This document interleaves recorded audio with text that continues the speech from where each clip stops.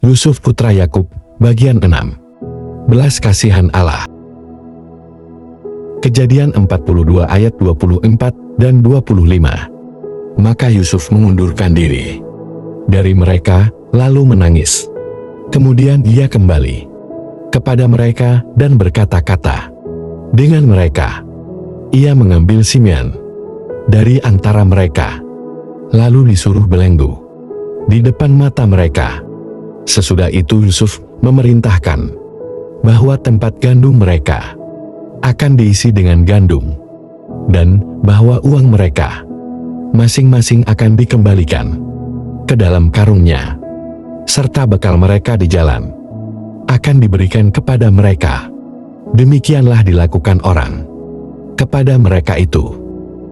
Seorang komentator radio yang sangat terkenal pada suatu hari mengatakan sesuatu yang mengkritik orang Kristen. Ia mengejek pandangan mereka tentang akhir zaman, khususnya tentang kembalinya Kristus bagi umatnya. Ia mengatakan bahwa kepergian 4 juta orang yang mempercayai kebohongan ini akan menjadikan bumi lebih baik.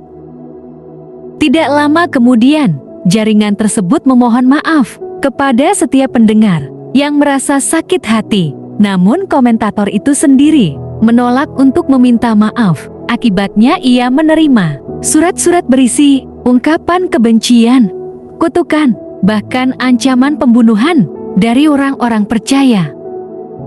Namun hal ini justru membuatnya lebih yakin bahwa dunia ini akan lebih baik tanpa manusia-manusia yang dipenuhi kebencian seperti ini. Sungguh disayangkan dan amat menyedihkan melihat orang Kristen menjadi begitu murka dan mendendam.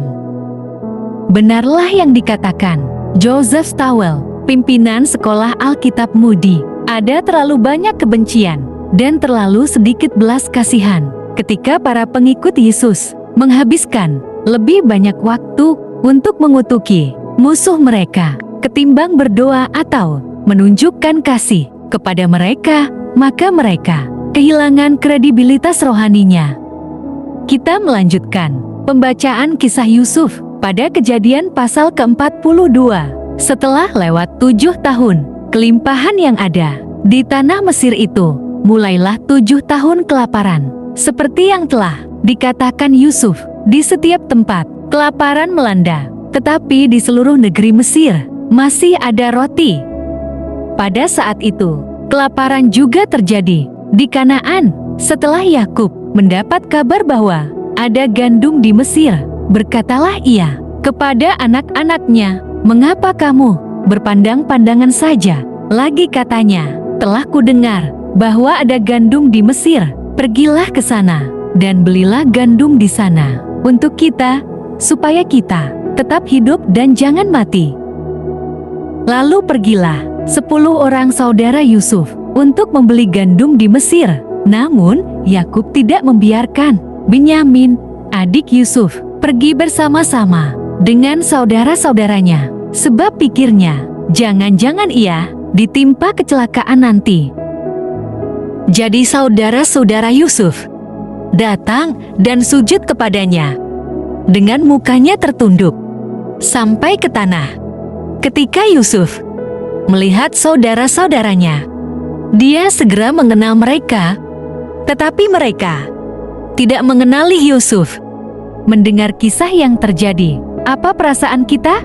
Bayangkan orang-orang yang membuat kita menderita selama 13 tahun, sekarang berada di depan kita, dan mereka bersujud di depan kita. Apa yang akan menjadi respon kita saat hal ini terjadi kepada kita?